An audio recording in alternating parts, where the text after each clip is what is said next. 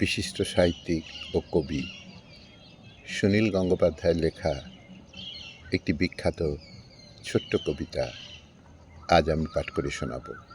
কবিতা দিব্যি আছি। শুরু করছি। বুকের মধ্যে একটু আধটু দুঃখ পোষা, কিন্তু খুবই ভালো আছি।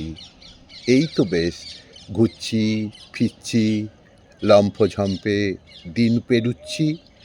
একটু খোঁচা, একটু ব্যথার টনটনানি, তবু বলবো দিব্যি আছি।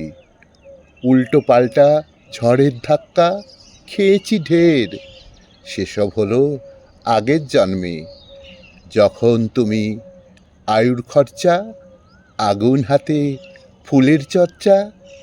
এই সব তো খালি পেটের দুনিয়াদারি। দুবার কি হয় মানব জন্মে? দুবার কি হয় মানব জন্মে?